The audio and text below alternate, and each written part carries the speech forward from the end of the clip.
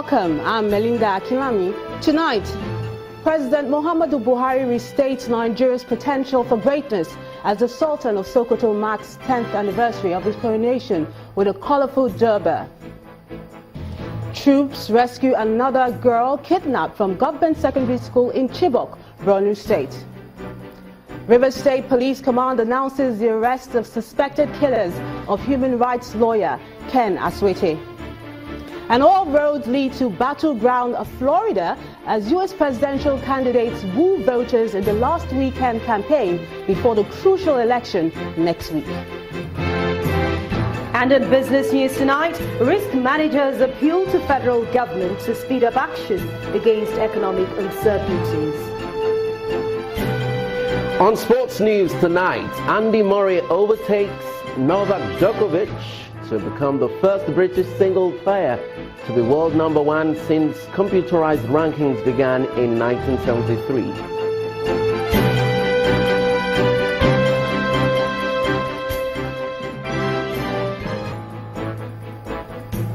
Nigeria may be facing challenges following the economic recession, but the most populous country in Africa is destined to achieve greatness as it tackles these challenges through disciplined and committed leadership. Now, these are the words of the President, Muhammadu Buhari, who was speaking in Sokoto at the commissioning of projects as part of activities marking the 10th anniversary of the enthronement of the Sultan of Sokoto, Alhaji Sa'ad Abubakar III.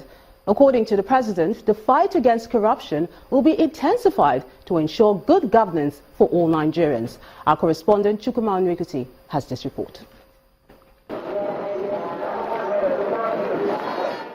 The President's first assignment in Sokoto State is the commissioning of the 500 housing unit by the state government built to cater for the housing needs of the people.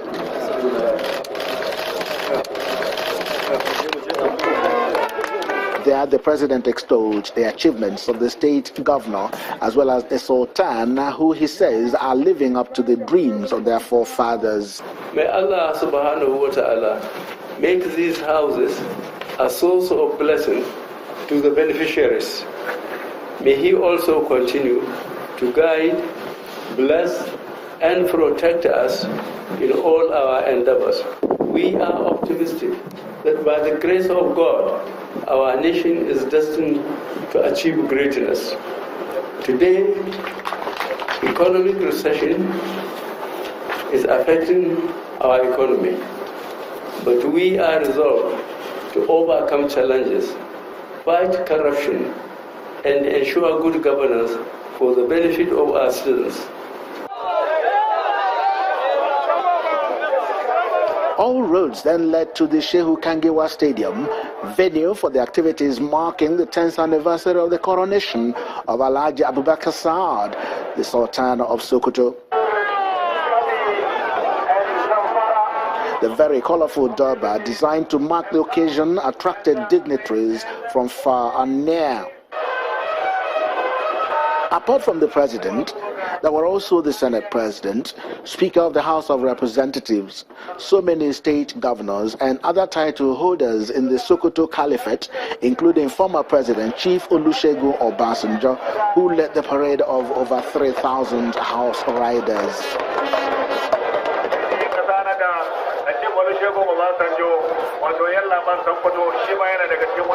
It turns out to be a carnival of some sort featuring the best drummers in the land.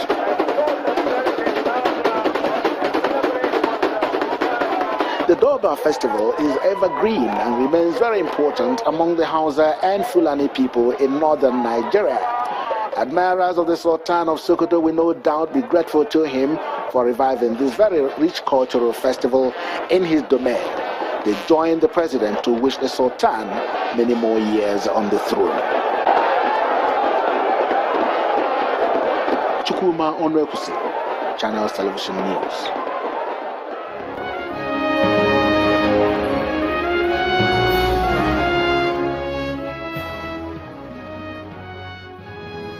The Nigerian Army says it has rescued one of the girls abducted from the government secondary school Chibok in Borno State.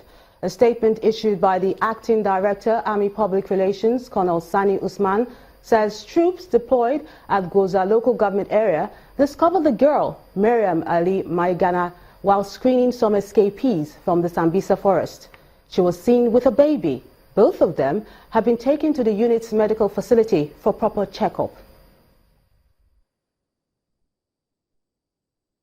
The news of the rescue of the Chibok girl is one that has brought joy to many Nigerians, coming over 2 years after their abduction. In this next report, we take a look at how the recent events have played out.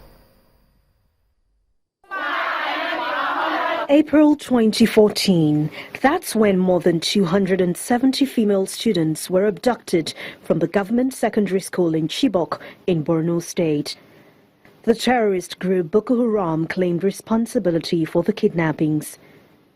57 of the schoolgirls were said to have escaped almost immediately after the incident. A video in which Boko Haram leader Abubakar Shekau claimed responsibility for the kidnappings emerged on May the 5th, 2014. Since then, hopes were raised on various occasions that the over 200 remaining girls would regain their freedom. That's never happened until May the 17th, 2016, when Amina Ali Nkeki, one of the girls, was found along with her baby, and Mohammed Hayatu, a suspected Boko Haram militant who claimed to be her husband, by the Vigilante Civilian Joint Task Force group in the Sambisa forest. And then, last month, specifically October the 13th, 2016, 21 out of the girls were released following negotiations between the federal government and the militant group, with renewed hope that more of the girls will still come out of Boko Haram captivity as negotiations continue. When those 21 girls were released, we did state that it is only the first step, that is a very important confidence-building step that will pave way for the release of more girls. And now that one more of the Chibok schoolgirls has been found with her 10-month-old son, Nigerians can only remain hopeful that truly more of the schoolgirls may still be rescued and reunited with their families. In the meantime, the Bring Back Our Girls campaigners have applauded the federal government as well as the military for the rescue of Miriam Ali Maigana and other Nigerians from Boko Haram captivity. The group, in a statement this evening, welcomes the news of the return of Miriam, found amongst a group of fellow escapees by troops of 121 Battalion in Goza. It adds that preliminary investigations by the BBOG show that Miriam is 198 on their list of abducted girls and was abducted alongside her twin, Halima Ali, who is number 197. But they are yet to return, and they will give us updates as soon as they get them. But the group has also lamented the death of the commanding officer of the 272 Task Force, Lieutenant Colonel Mohammed Abu Ali, and some others. The Nigerian Army has been speaking of the exceptional bravery of the commanding officer of 272 Task Force Tank Battalion, Lieutenant Colonel Mohammed Abu Ali. Lieutenant Ali was one of the soldiers killed when suspected terrorists attacked the Nigerian Army location at the Malam Faitory in the northern part of the country in Borno State. And according to the Acting Director, Army Public Relations, Colonel Sani Usman, because of Colonel Ali's gallantry, he was recently given an accelerated promotion from the rank of Major to Lieutenant Colonel and was decorated by the Chief of Army Staff, Lieutenant General Tuka Buratai, at a ceremony in September 2015. He adds that some other soldiers sustained various degrees of injuries during the encounter, which resulted in the death of 14 insurgents. Now, joining me now from our Abuja studios to look at this unfolding event with regards to the war against insurgency is the head of strategy team of the Bring Back Our Girls group, Bukola Shonibare. Thank you for joining us on the News at 10. Thank you for having me. Now, Bukola, let's begin with the anti-insurgency operations. How would you describe the efforts of the military so far?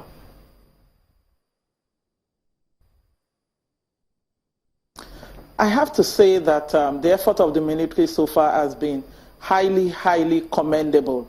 Commendable in the sense that when we look at where we are coming from in terms of our counterinsurgency effort, since this insurgency started over 7 years ago, and we play it forward to this time where there's been several actions that has been taken, successes have been recorded, a lot of abductees have returned. I think that in terms of our counterinsurgency effort, the military needs to be highly, highly commended.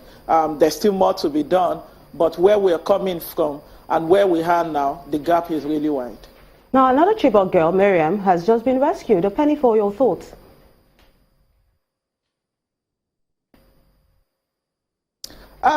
Excited. I have to say we're very excited about it.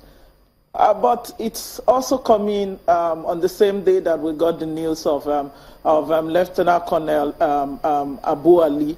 Quite sad, I must say, because he is adjudged to be one man that is very brave and courageous.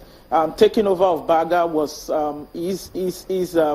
making alongside other people. So there's the excitement about Mariam Ali coming back, and then this news. So it gives a sense of mixed emotions for us, and it puts on the table the fact that as we're winning this war and our girls are coming back and other abductees are coming back, there are those who are paying the supreme price and they are dying on a daily basis. We must keep honoring them. Yes, I can imagine the bittersweet feeling. Now, is the group making any move to meet Miriam?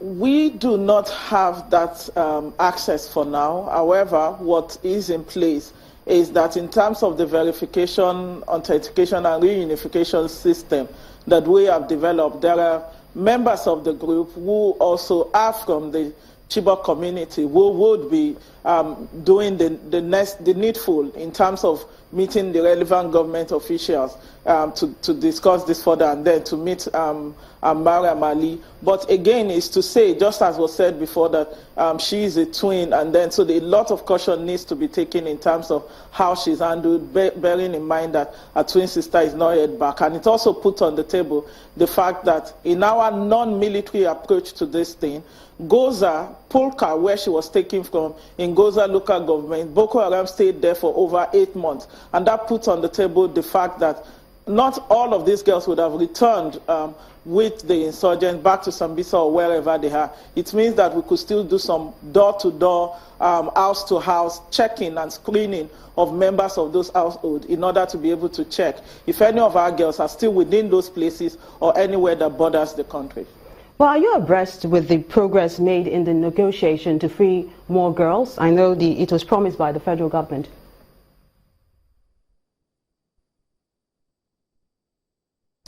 Well, that's a very sensitive security detail that is not made public. We do not know to what extent to which any negotiation is going on. However, based on information that has been released out there, there is negotiation that is going on. There was speculation about some 83 more girls that would be brought back based on some ongoing negotiation. That is yet to yield any results, and we're hoping that that can yield results. We can have the Chibok girls back, other abductees back, and all of them can be treated accordingly with any model or any system that has been put in place to ensure full rehabilitation and resettlement of all of these abductees. The head of the strategy team for the Bring Back Our Girls group, Bukola Shonibare, thank you so much for joining us on the News at 10.